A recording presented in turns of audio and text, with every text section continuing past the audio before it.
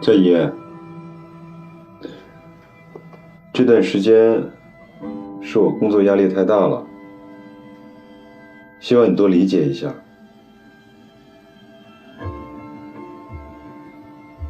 爸刚才给你打电话了，你出来接一下，好让他放心。你别生气了，对孩子不好，都是我的错，我向你道歉。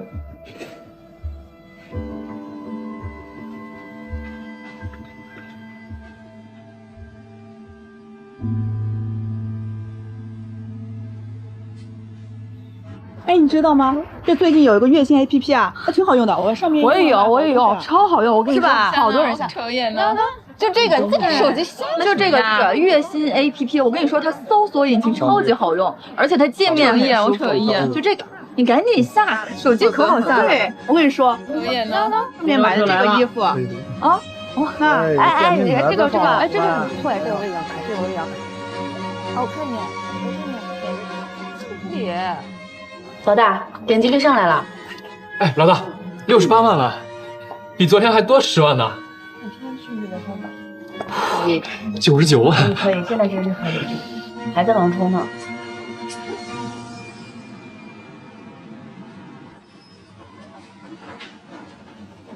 魏总，魏总，林总找您，好像还挺着急的。我知道了。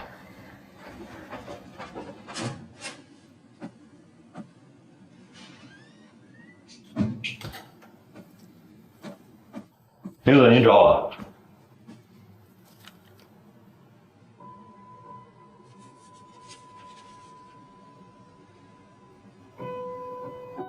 林总，西米近期的表现确实不及预期，可能是新产品刚刚上线，需要一段时间的调整和磨合。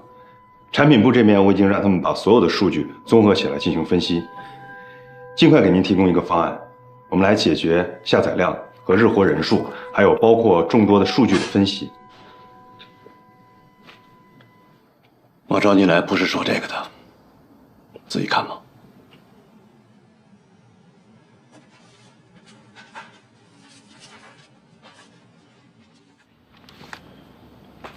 这是 LIA 的一个前任高管给我们提供的近3年的财务数据，可这份数据和他们之前提供的相比，有很多明显的出入。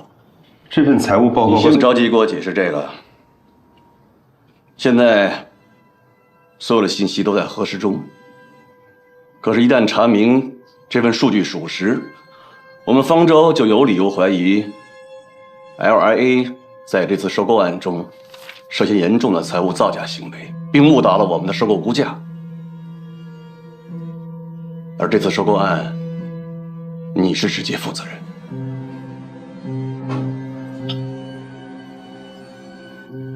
方舟已经向证券交易委员会和相关执法部门做了报告。如果举报内容属实，你不仅面临被辞退的风险，更有可能被追究刑事责任。魏总好。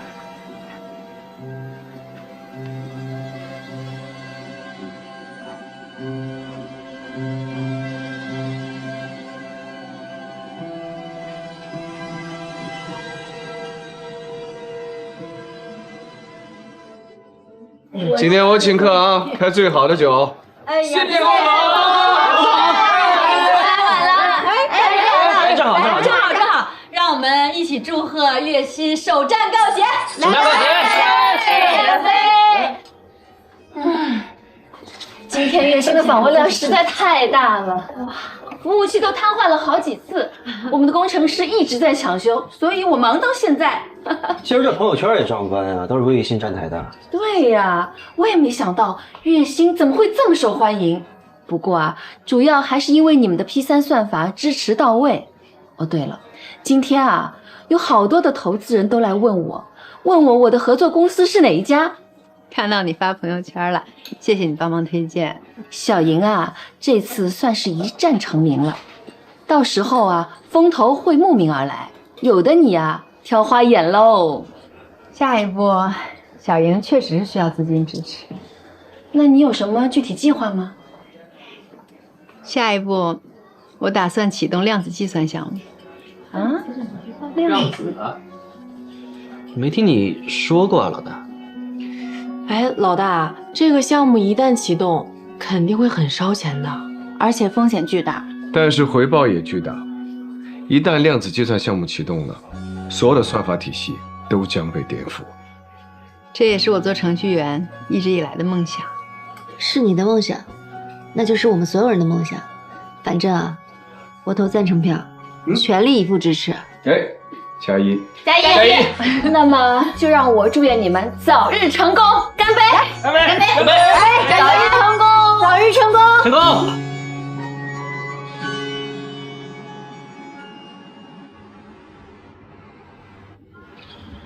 爸，LA 之前账面一直很干净，我被他们骗了，我是真不知道他们里面有问题，我以我的人格担保。你的人格？你以为我不知道？当初冯凯就举报过你吃客户的回扣，当时因为证据不足，他自己深陷丑闻离职了，所以这事儿不了了之。但是大家心里都清楚啊，无风不起浪。这一次，即使你事先真的不知道，但是说出去了，谁信呢？您一定要相信我，现在只有您能帮我了。我相信你不会为了这点蝇头小利铤而走险，但是我帮不了你，我不想淌这个浑水。我走了。黄董，在别人眼里，我们是一家人。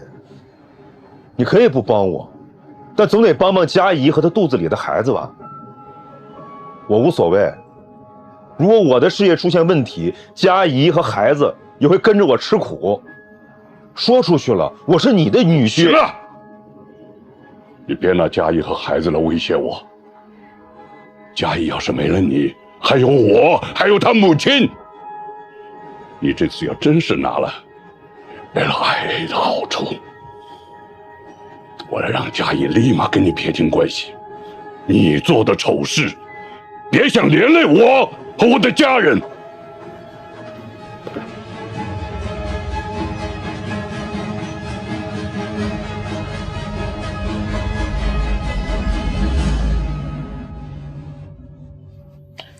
赞成票不是白投的，投了是要负责任的。聘书你早就收了，假也放的差不多了，什么时候回小营来帮我？这个假，我想休息的再长一点。一方面嘛，我是想要再好好进修进修，好对得起你那个聘书呀，不要让人家觉得你任人唯亲。这另外一方面嘛，我是觉得吧，这人生走到这儿，我有一些困惑，有一些疑问，是需要花时间好好捋一捋清楚的。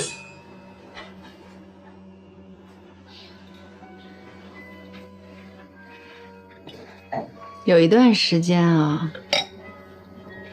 我特别怕被人知道我在家做家庭主妇，不好意思去参加同学聚会，走在路上看到以前的同事就低头假装不认识。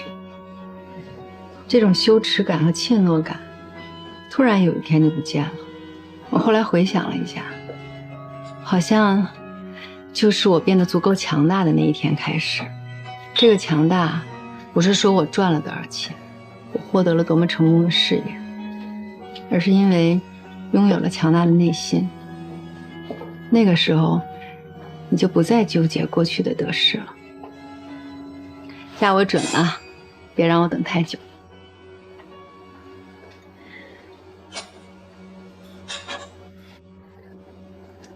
我会努力的。我听说，方舟内部已经开始对魏明追责了，不是因为西米业绩不好，而是因为 LIA 疑似存在严重的财务造假行为。常在河边走，哪有不湿鞋的？魏明这个样子，就是他咎由自取。我倒希望这一次方舟能够严肃一点处理他，彻底为民除害。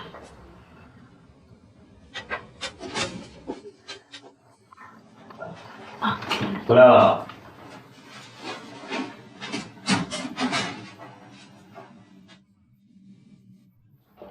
张妈，麻烦你去超市帮我买瓶鱼露。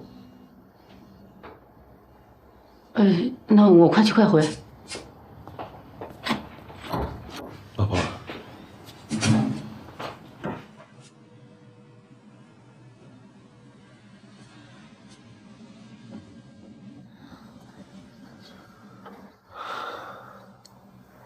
老婆，这次你一定要救救我。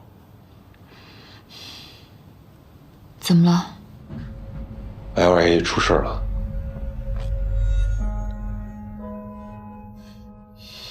现在只有你求求爸，让爸帮帮我。既然你不知情，配合他们调查清楚就好了，何苦为难我爸呢？他这个时候出面，怎么说都不合适。事情现在没你想的这么简单，董事会现在认定我收了 LIA 的好处，想把这盆脏水泼给我。你真的没有受 LIA 的好处吗？那辆突然冒出来的跑车，你敢说和 LIA 没有关系？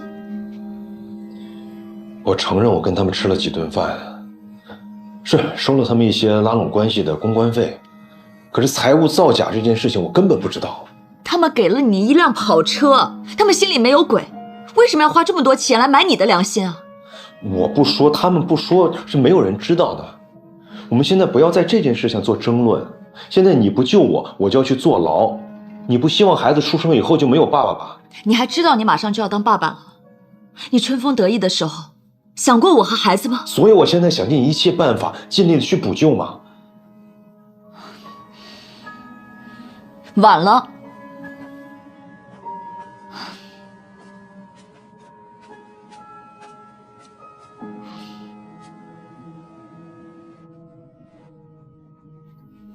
你真的要落井下石，见死不救吗？现在没有人能救得了你。你以为董事会不会怀疑我爸？他现在要是再插手这件事，连他都要被你拉下水。魏明，我真是不懂，我们黄家又不缺钱，你为什么还会这么鼠目寸光，做这种下三滥的勾当？你不懂，我告诉你。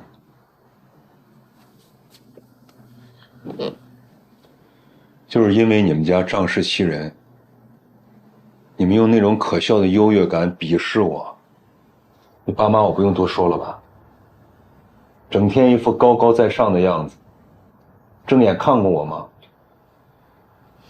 他们觉得把你嫁给我，是上天给我的恩赐。还有你，一天一个老公，你老公现在事关生死，你不还是照样见死不救吗？你们全家都在看我笑话，连一个保姆都在看我笑话。我是被你们逼的，我必须要证明我配得上你。我受够了，我不想看你们家的白眼跟鄙视。所以你就用这种作死的方式来维护你扭曲的自尊心。魏明，你是自作自受，别赖在我们头上。行，那我们大家就撕破脸，让大家看看你们黄家的女婿马上就要坐牢了。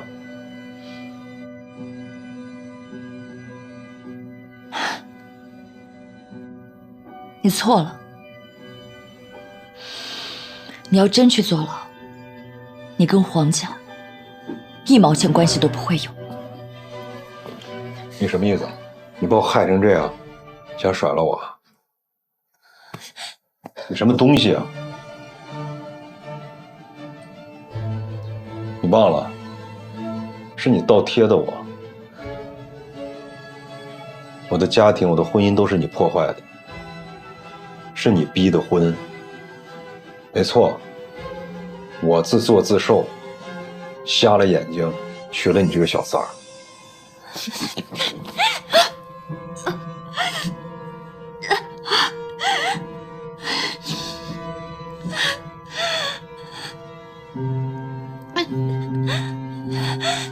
你别碰我！你这个疯子！你这个疯子！你这个疯子！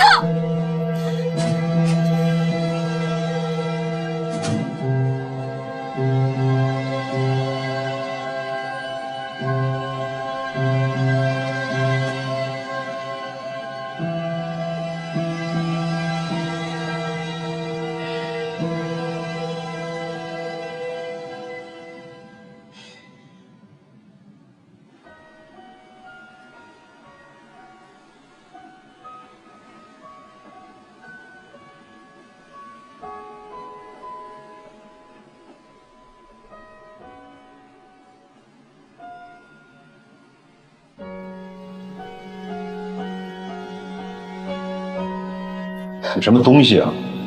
你忘了？是你倒贴的我。我的家庭，我的婚姻都是你破坏的，是你逼的婚。没错，我自作自受，瞎了眼睛，娶了你这个小三儿。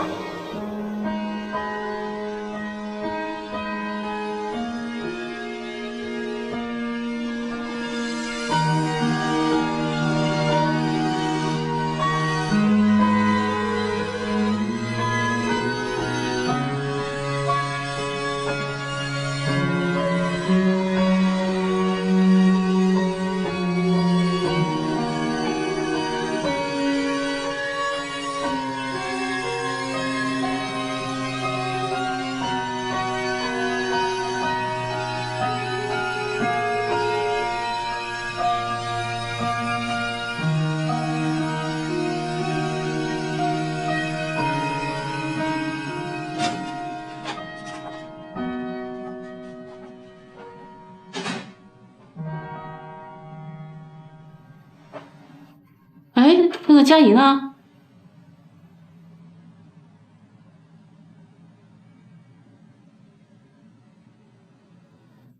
出去，出去！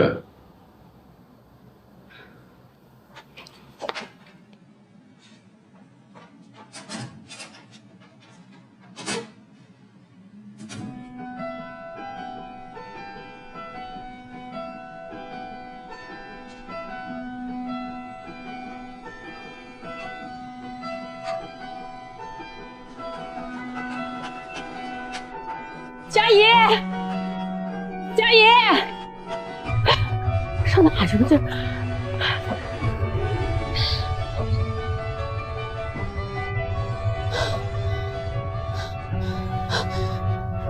哎呀，太太不好了，那佳怡不见了。给他打电话。他电话在我这儿呢，这么晚也不知道上哪去了。你先在附近找，我们马上来。行好。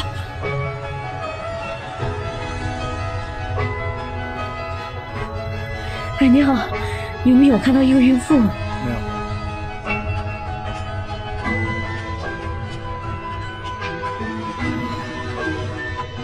哎，你好，有没有看到一个孕妇？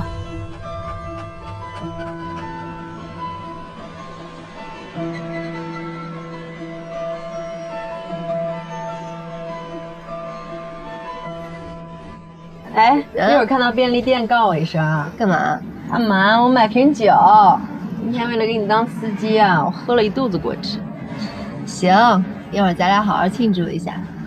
哎，我们再弄桶炸鸡怎么样？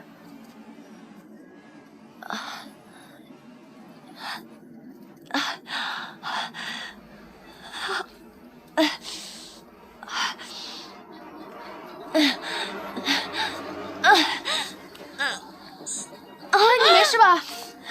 姑娘，你怎么了？是不是要生了？哎呦，要生！你家里人打个电话吧。对呀，联系联系。对呀，用我家里我没有这前面怎么那么多人？你慢点。要不要跟你讲？对，电话说是要生了。这好像是黄佳怡，我看着有点像。哇，多危险呀！这个来打120啊！让一下，让一下。佳怡，哎，他现在可不能乱碰。打120吗？干嘛呀？佳怡，我们来看我怀120吗？看着我啊！我们这有个孕妇，羊水库要生了。我们现在在那个江州中路，对，麻烦您尽快，谢谢啊。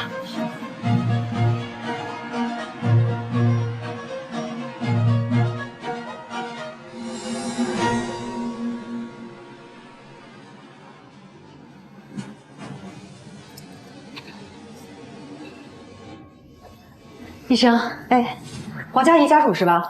女儿6斤8两，母女平安。谢谢啊，没事。打完电话了，他父母在来的路上了。好，怎么样啊？母女平安，生了。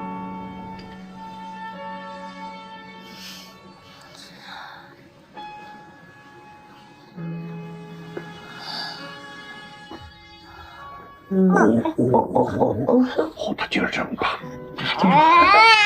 哎呀，好可爱！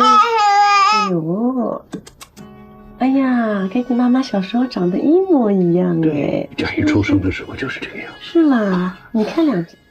哎，可惜啊，这么可爱的孩子，摊上了这么个疤。哎，提他干什么？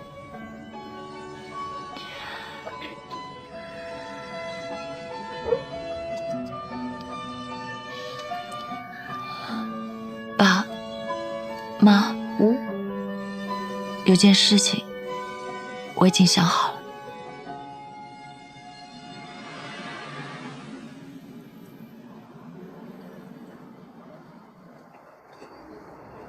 LIA 的事儿呢，帮助已经正式介入调查了。我也听到一些风言风语，说在收购案之前，你和他们的高层交往甚密。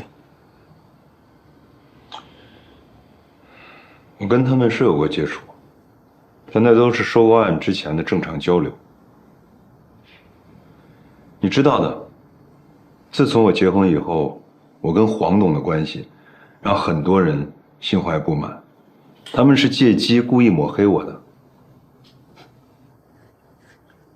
你不用着急把黄董拉进来。据我所知，在这个事儿上，黄董的态度很客观。梅明，今天我叫你来，只是因为你是我的老员工，我好心给你提个醒。如果真有什么情况，我劝你老实交代清楚。如果真要闹到警方介入，恐怕就难看了。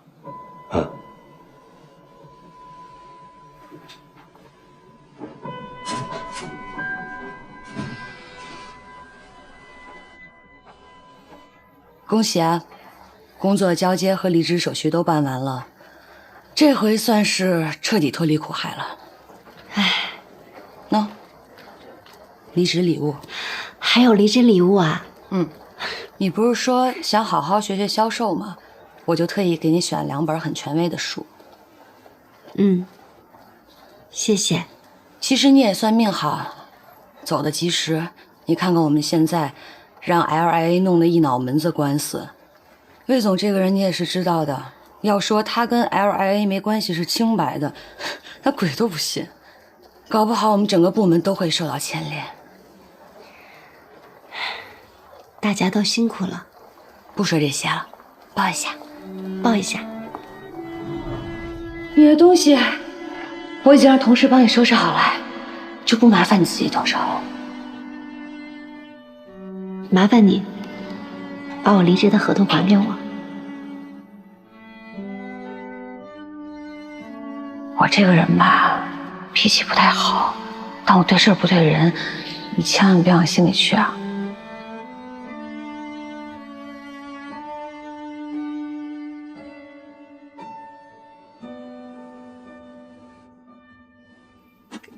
谢谢你啊。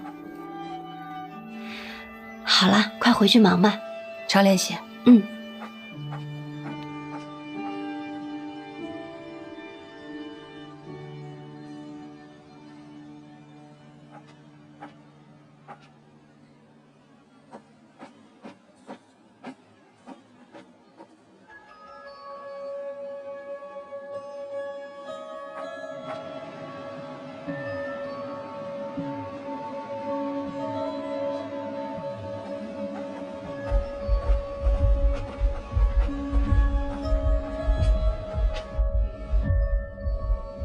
魏总，你怎么来了？你给我捅这么大篓子，还不接我电话？我不来找你，我等死啊！你消消气，魏总。就我这边现在也是焦头烂额的，出了这样的事儿，我们也没想到啊。你们财务造假，现在上头怀疑我跟你是一伙的，故意替你们隐瞒。你赶紧出来替我澄清。魏总，咱现在不是澄清不澄清的时候 ，LIA 和方舟的合作那是咱俩一手促成的。这个事儿现在还没有下定论，所以你在方舟那边也给我们多活动活动呀。替你们怎么活动？我自己都不知道该怎么活。魏总，钱你确实也收了，对吧？什么意思？你死也要拉我做垫背的，是不是？不是，我的意思是，我这边如果真的出了什么岔子，肯定你也脱不了关系。但事情没有你想的那么悲观，财报的事我们也还在活动，就咱俩。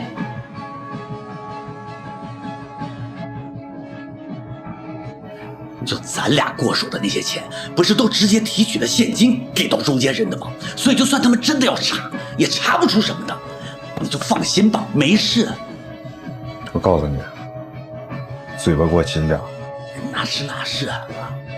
哎，女士，洗手间在这边，你走错了。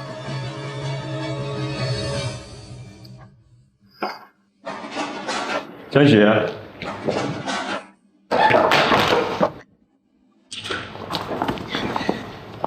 手机给我。我告诉你，视频我已经发到邮箱了。你想干嘛？你说我想干什么？除了视频，你那些勾当，还有你那些交易记录中间人，我全部都知道的一清二楚。人要为自己的欲望负责任。我为我的欲望负责任。你呢？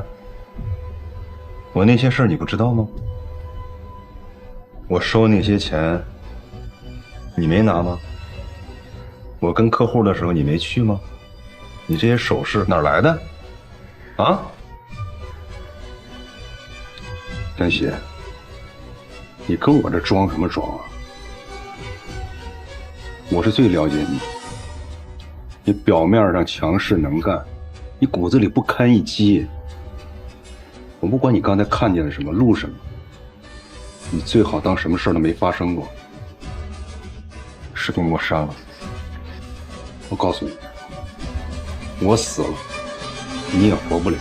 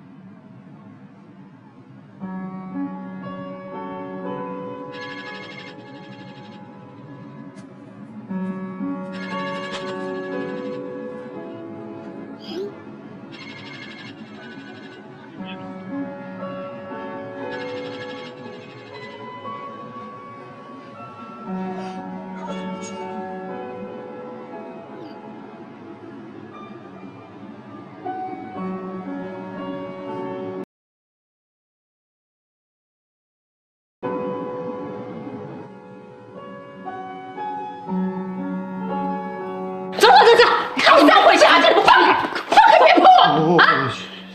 小娇生的是我们家孙子，他姓魏，凭什么不让我们看孩子？就是，我们再怎么说也是宝宝的爷爷奶奶，对吧？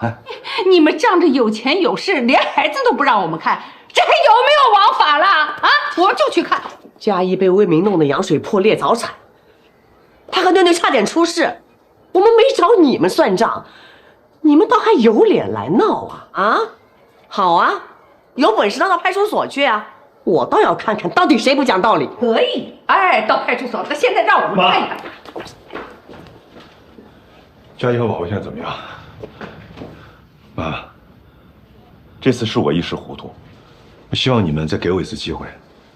你一时糊涂，是我一时糊涂好吗？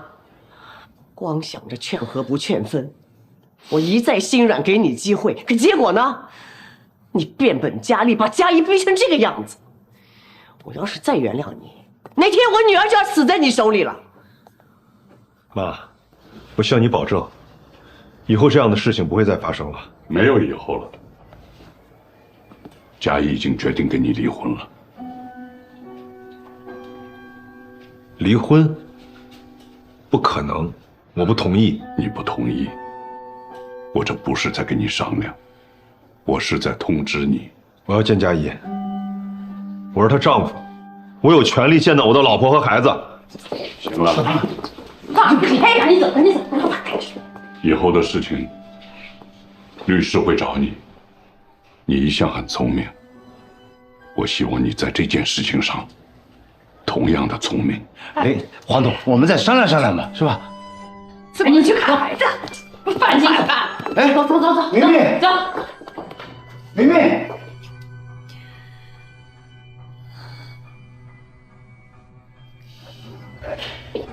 明明，明明，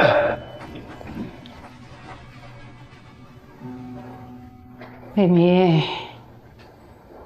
作孽啊！我们是前世作孽，现世报啊！明明啊，结婚不能离吧？你现在住的房子是租的，你原来答应我们买别墅的钱，你拿去给小娇买了大平层，还是婚后财产，小娇名下又没有财产，你现在这一离婚，孩子捞不到，财产还得给黄家分走一半，是吧？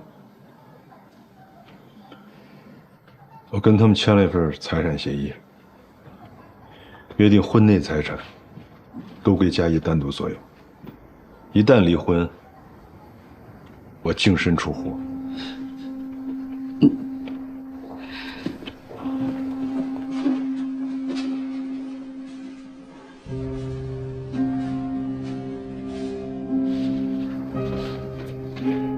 你没事吧？后悔，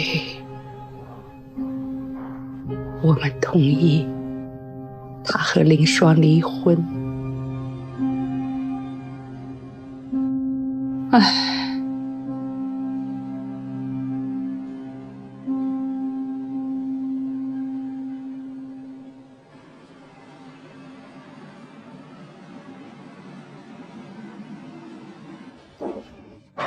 我听说方舟已经暂停魏明的一切工作了。不过据我所知，之前他们也私下调查过他2次，都被他逃了。你相不相信恶有恶报？以前不信，现在有点相信。以前总觉得这是人们对于恶束手无策时候想象出来的因果关系，是一种心理安慰。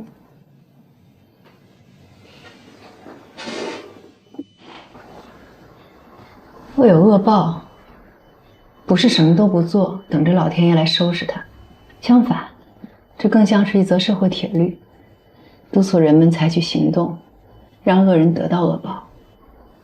这样，才能符合大家对于这个世界美好的设想。我接个电话。喂。啊，一会儿下班，我约了林双。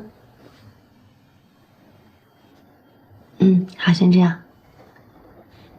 你下次找借口的时候，能不能别拿我当挡箭牌？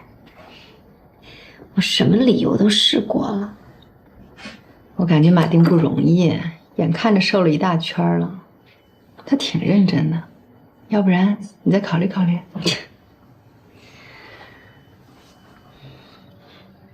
有一段时间，我特别害怕被人知道我在当家庭主妇，那种怯懦感和羞耻感，突然有一天就不见了。我后来回想了一下，好像就是我变得足够强大的那一天开始。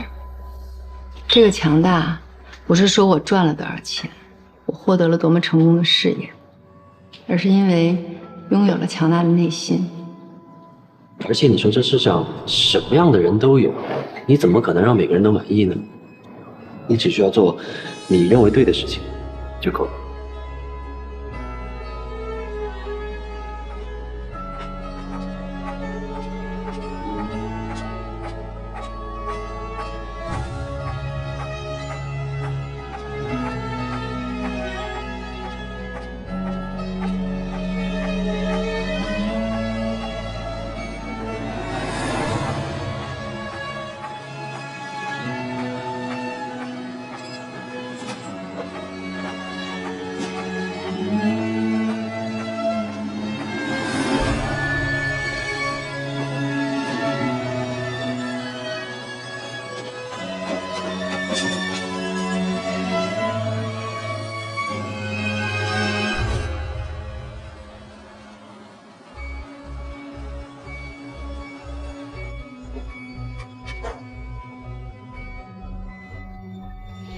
我手里有魏明收取 LIA 商业贿赂的证据，除了 LIA， 他还和多家公司有过金钱上的往来，这些公司都和方舟有关系。我可以作为证人提供线索。另外，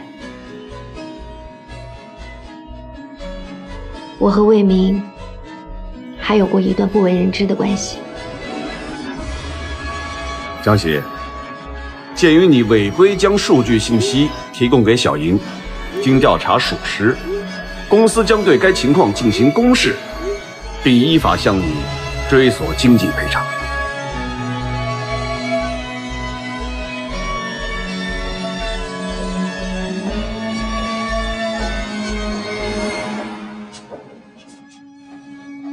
谢谢。网上那些乱七八糟的事儿，最近都别看。我闭着眼睛，我都知道他们说什么，我才不看呢。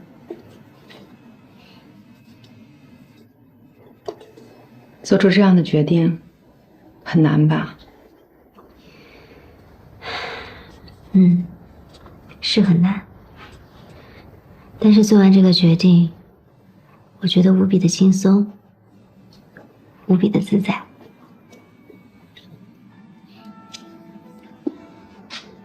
其实你可以不这么做的。魏明现在胆子越来越大，他这些小动作暴露是迟早的事儿。是谁说的？人不能与过去的自己为敌。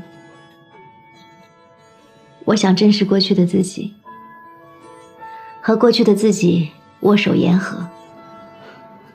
这可能是我迄今为止做过最正确的事情了。不过有件事儿我挺介意的，你这么大的事情都不事先告诉我是吗？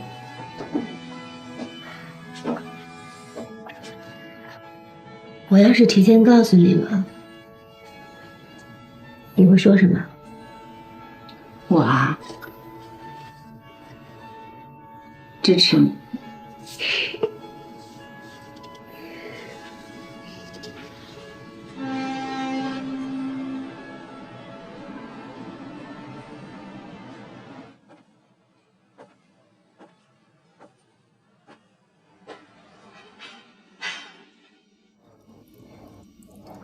魏总，今天晚上您可喝了不少了。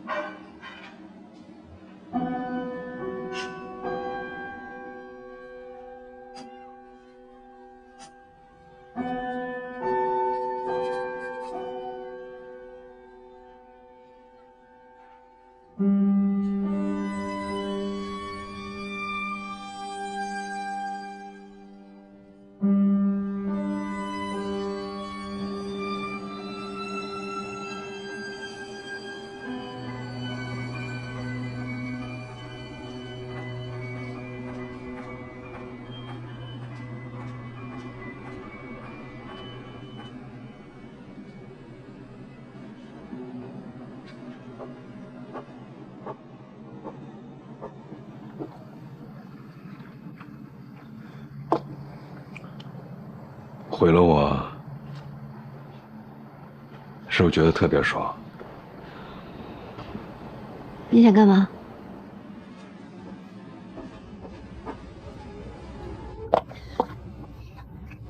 我劝你啊，控制一下。我们这个园区里都是摄像头。你跟林双，你们2个人联起手来坑我，有没有想过我的感受？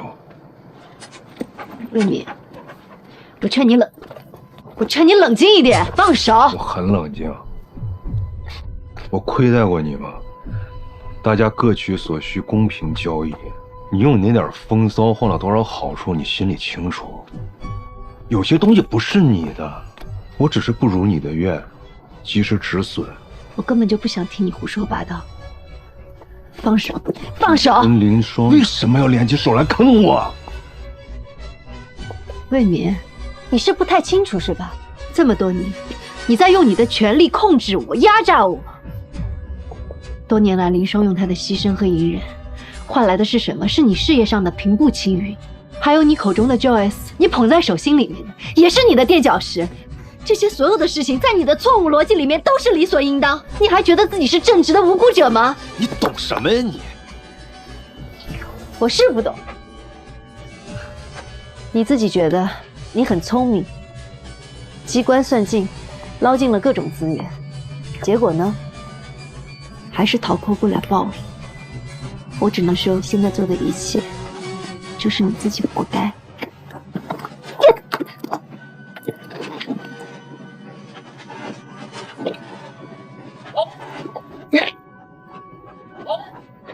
你现在像一只丧家犬，你知道吗？你只会乱咬人是吗？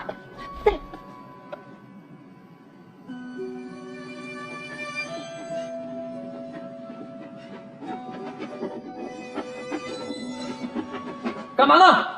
怎么回事？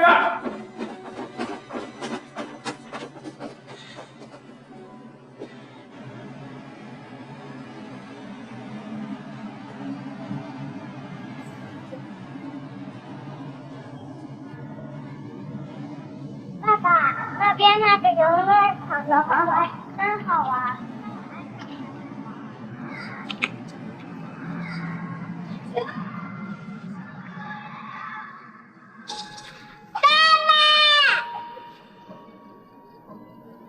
果果，下来等我，你接我。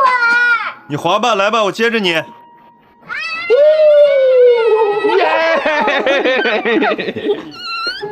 想爸爸没有呀？想。亲爸爸一个。妈妈呢？老婆。抢位置了！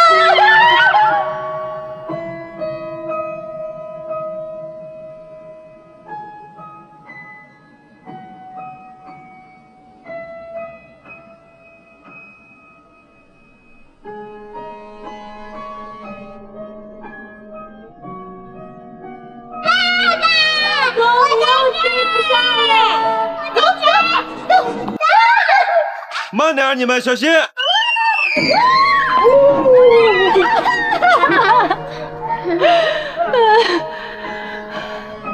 在哪？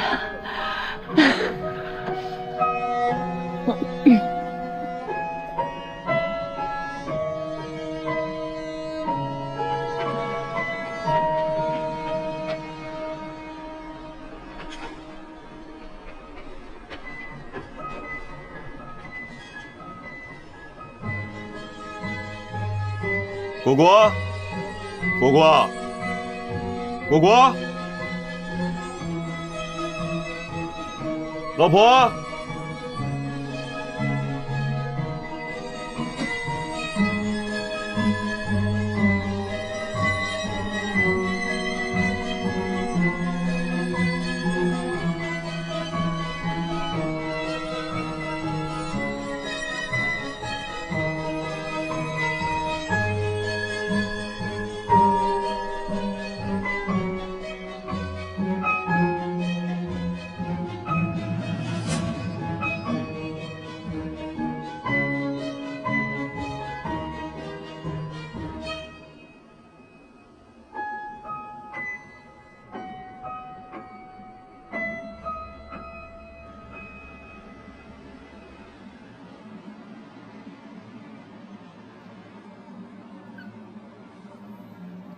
其实直到现在，我还是愿意相信，当初向我求婚的那个魏明，他不是个坏人。脑子灵光，样貌拿得出手，在大厂平步青云，还有你这么好的太太，一个那么可爱的女儿，也算得上是人生赢家了。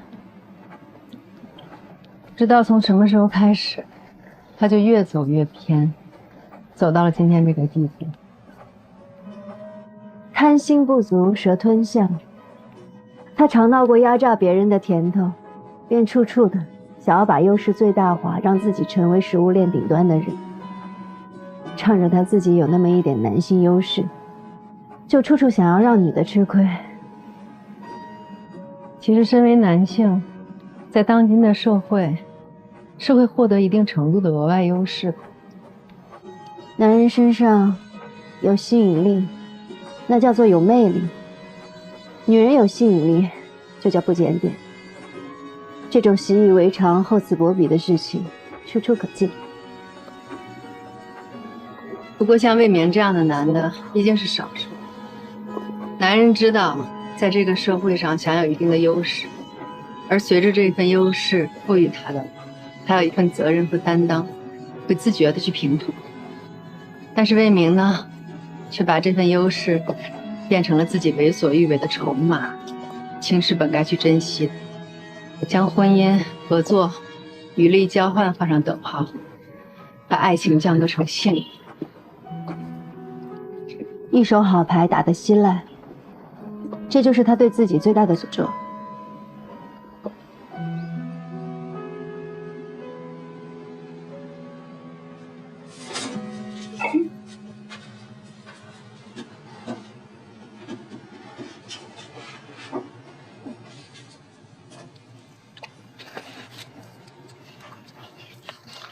哎，尝一尝我拌的沙拉，味道怎么样？可以的。那必须的，这都是我在国外打工的时候被逼出来的。好了，沙拉好了，接下来我来做牛排了。哎，我来弄牛排，我让你看看什么是米其林大厨的骄贺感。锅有，锅有。那我去帮你做配菜。哎，多洗点芦笋啊，不爱吃。好嘞。哦，对了，量子计算那个项目，韩氏的董事会已经通过了，而且让你做主导人。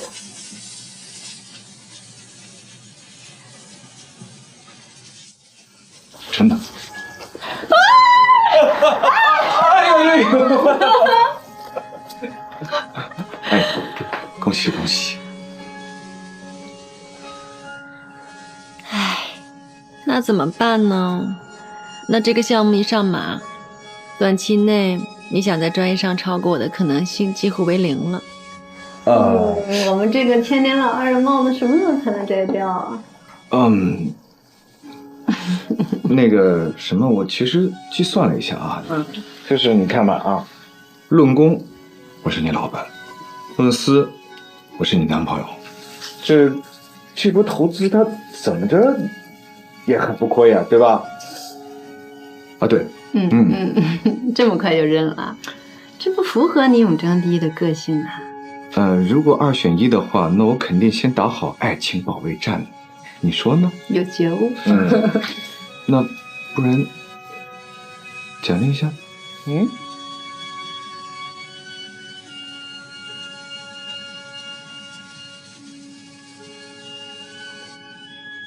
妈妈，过虎啦！牛排，牛排！哎，哎呀，我觉得我可能可以在厨艺上跟你一决高下。骄贺感。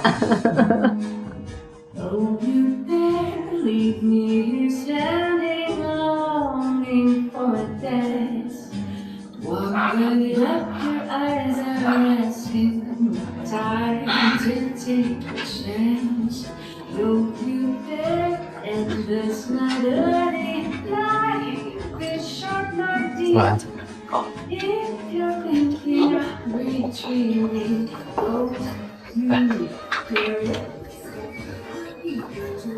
那个，我的事情，你在网上已经看到了吧？看到了，不都过去了吗？我不在乎。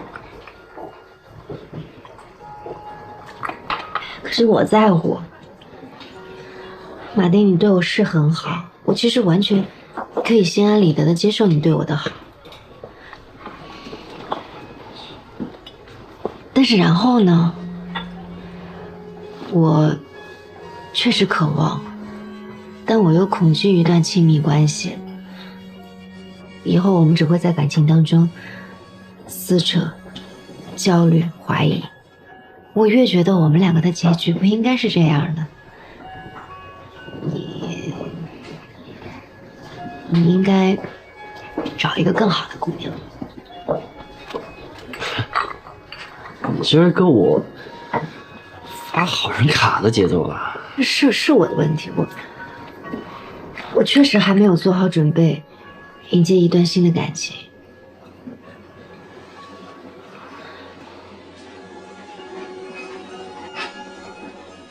马丁，谢谢你，总是在我最需要的时候出现在我的身边，总是有办法逗我笑。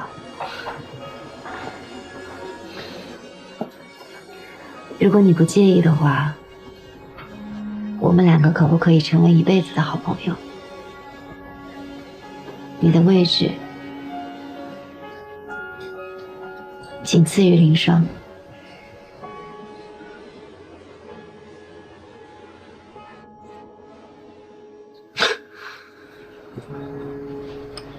那相当于第二呗，挺好的。等等，再来杯酒。好。来，慢慢喝，不着急。那我重新介绍一下自己，我呢叫马丁，身高1.85米，体重70公斤，未婚。很高兴认识你。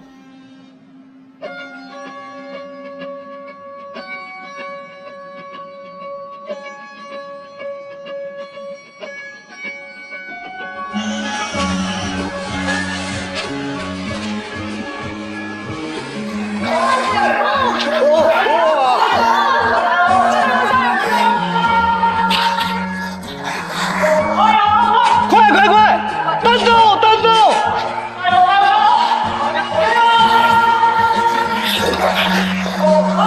这是我们队长吗？传到门前，加速！18号，小屁股，进来呀！是我进的。哎，这个小女孩好厉害！第一个进球的，今天的比赛，好太太换上。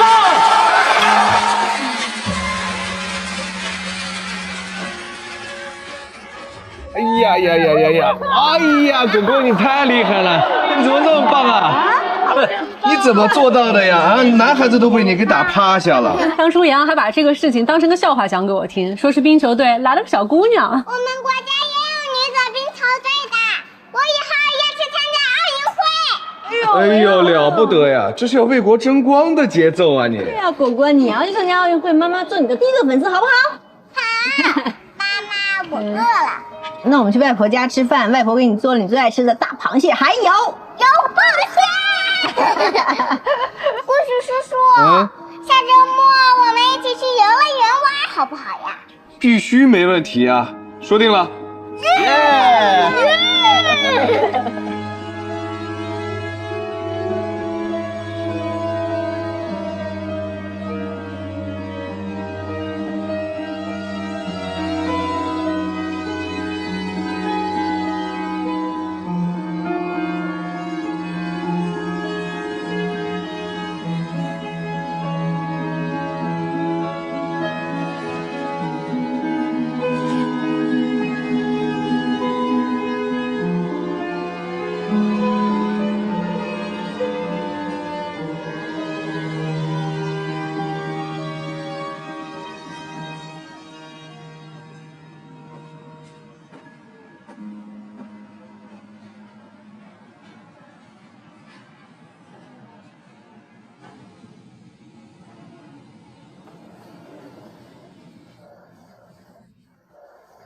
我希望你好好配合公司调查，别再跟我说了。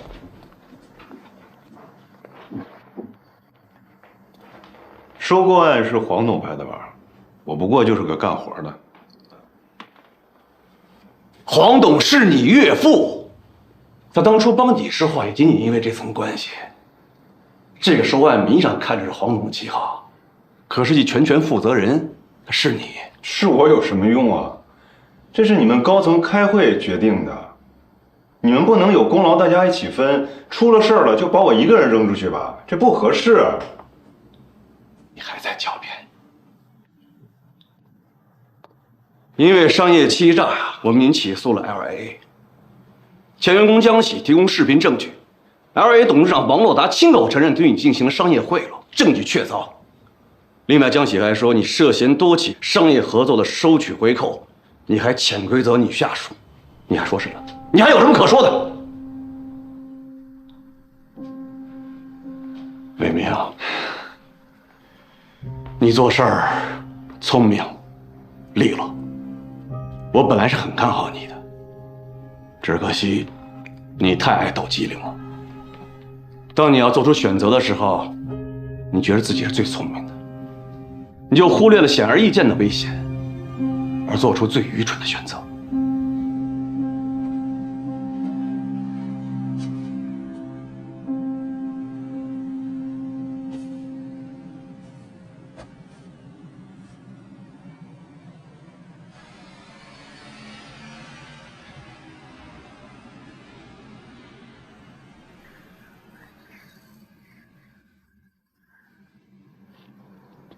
妈又复发了，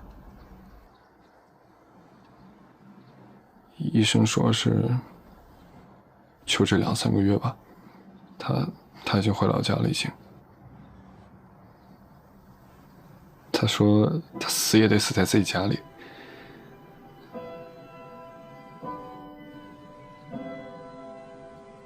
哦，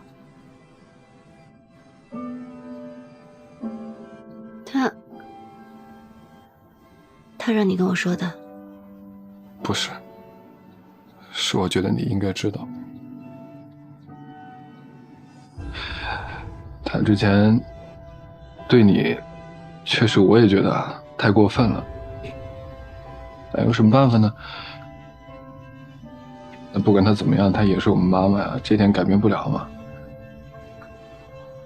他之前有的时候说到你，还骂2句，那复发之后呢，他就再也没提过了。他就是好面子，就是嘴硬。其实我们都知道，他心里有你的。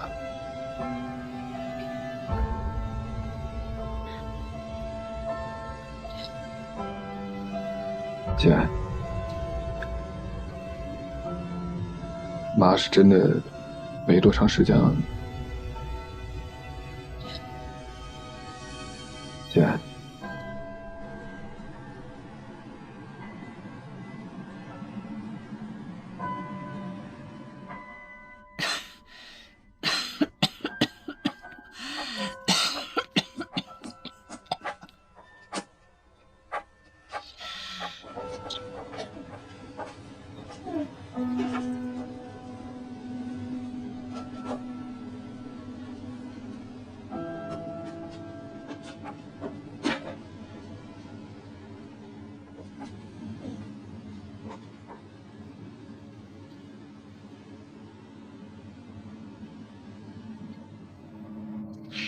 我还记得那年我中考，头一天我就发烧到40多度，我怎么也起不来，家里一个人都没有，我渴得在床上躺了整整1天。后来，你干完农活回来了，我求着你，让你帮我倒一杯水。你可能是刚干完农活，累得慌，脾气不大好。你一边倒水一边数落我。你说我要照顾江海，还要照顾你爸，我快累死了。我凭什么还要照顾你啊？你就把那杯水重重的放在了我的床面前，然后你走了。被子里面的水洒了一大半在我的枕头上面，那杯水我一口都没喝。从那杯水开始，我就开始跟你赌气，我赌气我一定要做出点事情来给你看，我赌气我一定要证明我自己比江海强。这么多年，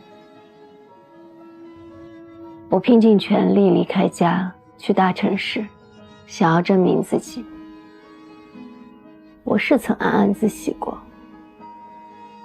我终于找到了机会跟你对决。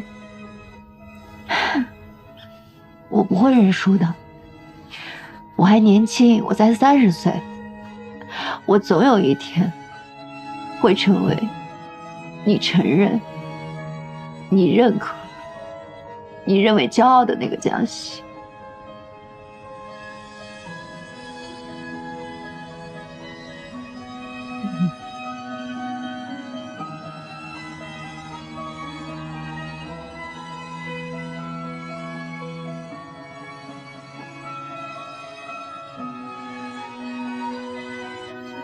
这辈子，我们两个演不了母慈子孝，但至少我们可以惺惺相惜。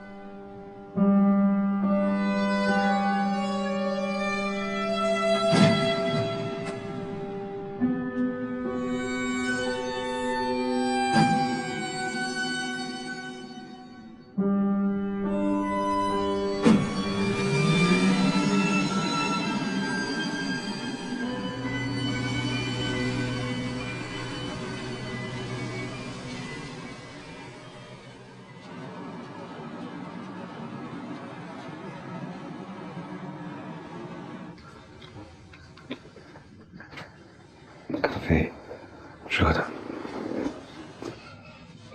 果果还在等爸爸，周末带他去迪士尼呢。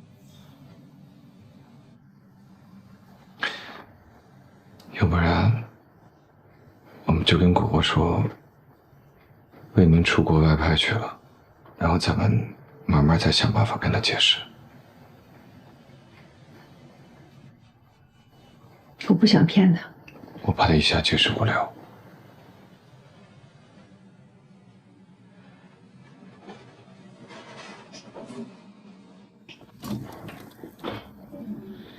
做父母的呢，不能一直保护孩子一辈子，但是我可以陪着他，慢慢的学着处理负面情绪的能力。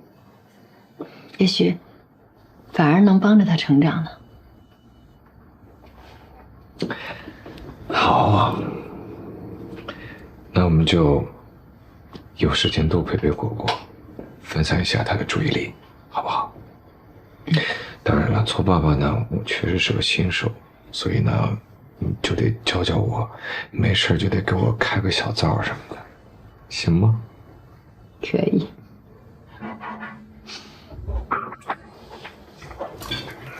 见，双姐，你的快递。好，谢谢。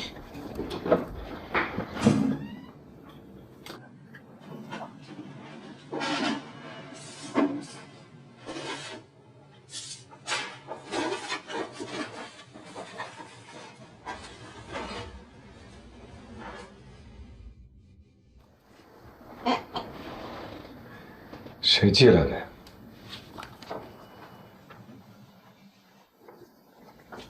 一个朋友。走吧，你不是说要请我吃好吃的吗？那可不是，饿死了！我订了一个米其林2星的法餐，可难订了。我还以为你要是可难吃了呢。可难订了。每个人的一生都要走很多弯路，绕不过，避不开。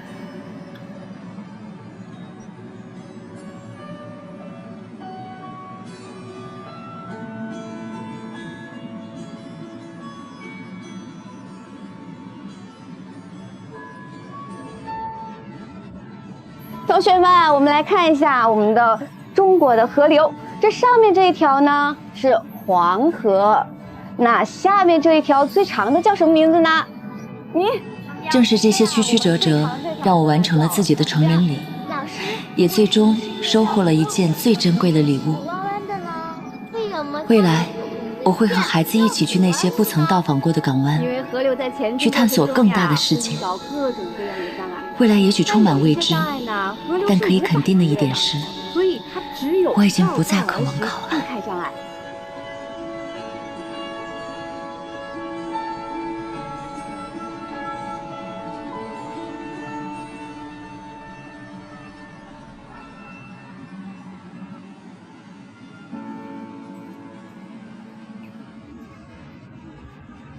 A 轮融资基本已经确定了，还是由磐石主投 ，TX 基金与盒饭海亚洲创融基金跟，量子计算风险这么大的项目，都愿意信任我。你也信任我呀？当初你都没有看过我投的 portfolio， 就决定让我来投你，因为我知道你愿意帮我。你还记得上次我灰头土脸的从画展出来吗？林双，有什么我可以帮到你的吗？我想离婚，后来你也帮了我。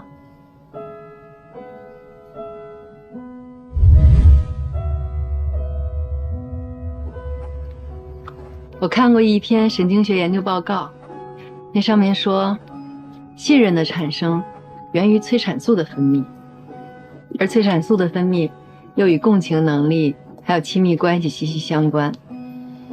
所以，你拥抱过的人也会变得更容易信任你。能够这么理智的说人和人之间的信任感，真好。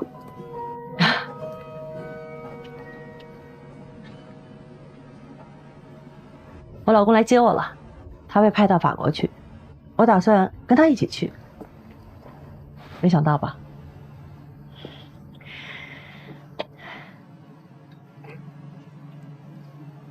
我被出轨的时候，当了很多年的家庭主妇。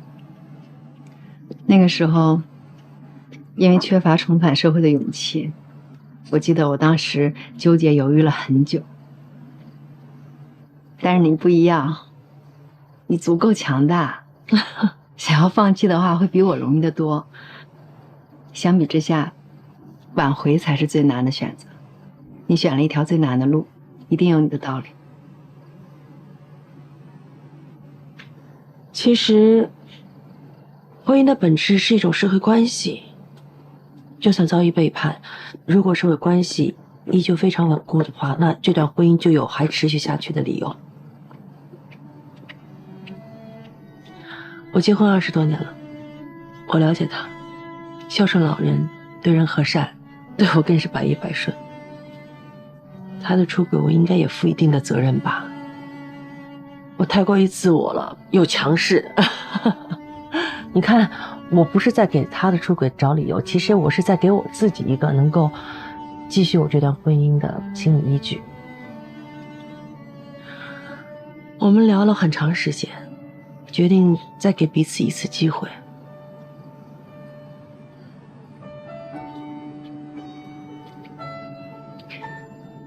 婚姻嘛，本来就没什么固定答案。祝福你啊，魏姐。我也祝福你，一定要顺顺利利的。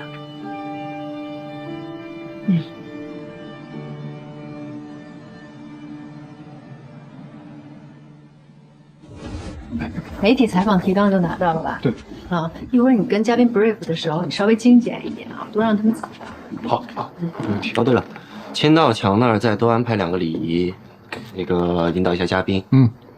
麦克风和提词器开始之前再检查一遍。放心吧，哥。虽然我们公司呢第一次承办这个项目，但是上上下下都很重视啊。我再确认一下。行，那咱们一起加油！加油！江海，领带。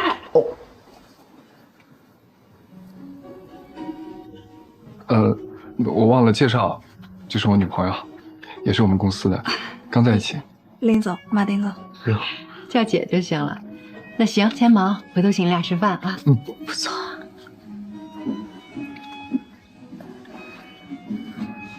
你小子可以啊，这终身大事都跑我前头去了。必须的。而且你姐她帮我吗？走。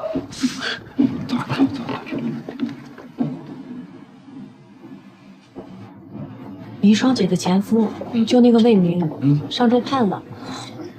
还有后面那个结婚的富二代，也离了。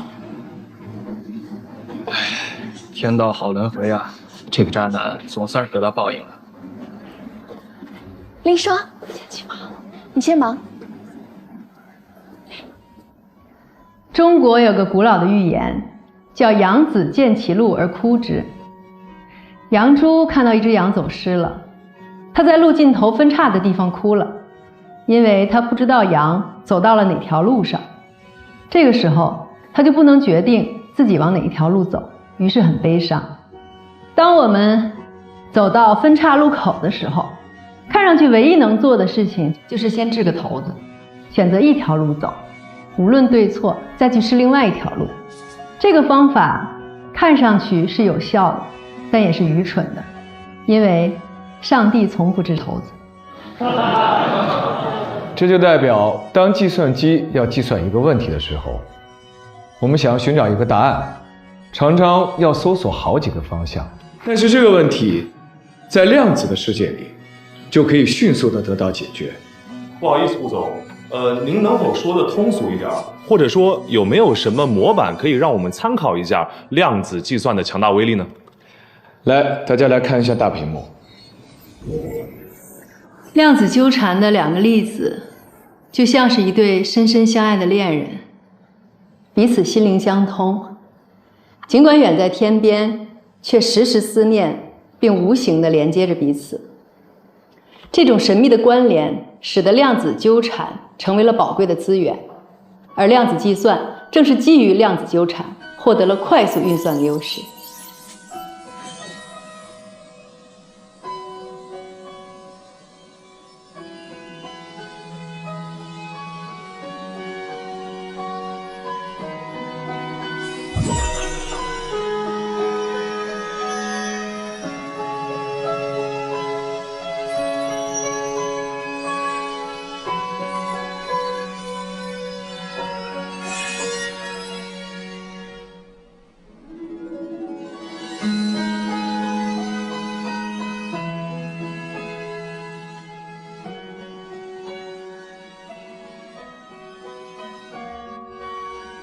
林双，你愿意和我携手余生吗？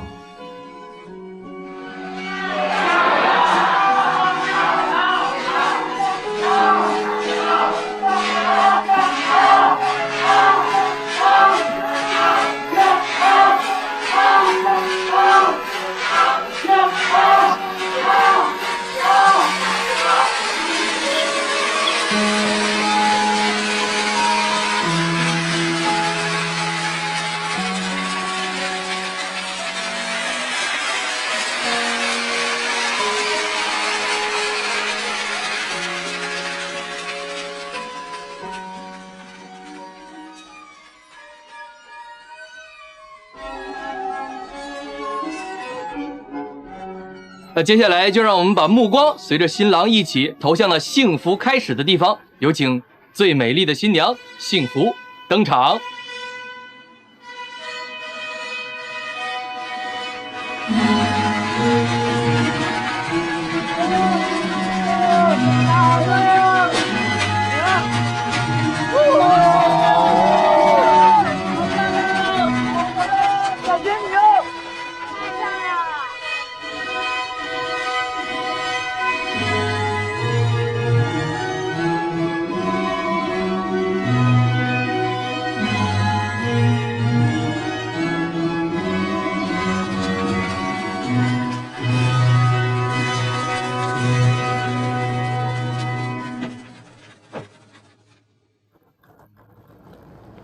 桂雪，今天我把双双交给你。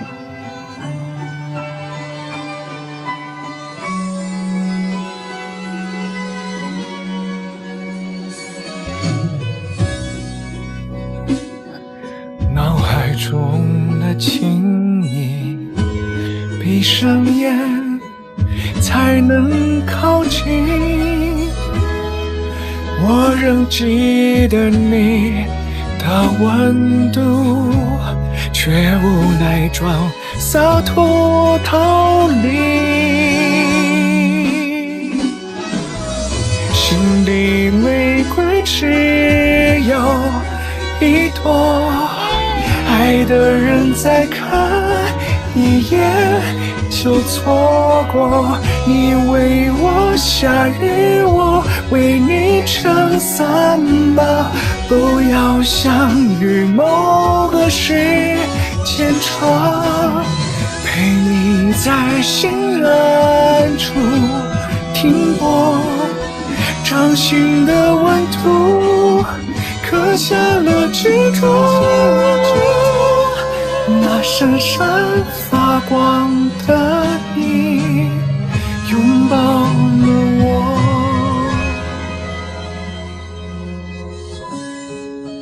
那闪闪发光的你拥抱了我。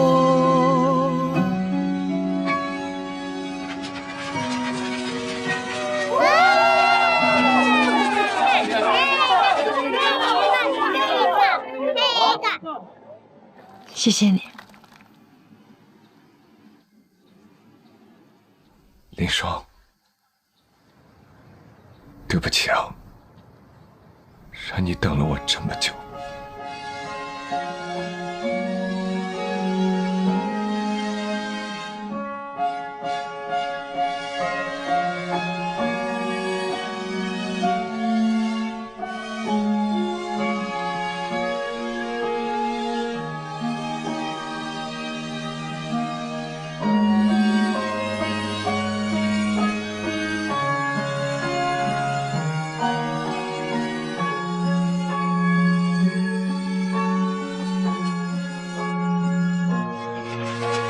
提起女人的人生价值，大家好像都很喜欢讨论归宿，好像我们一生的努力都是为了找到一个庇护自己的地方。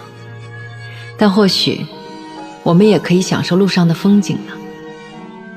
单身或婚姻，职场或家庭，成功或失败，所有的经历都是我们成长路上的精彩风景。我们来到世界不是为了找到一个归宿，而是最终成为自己的归宿。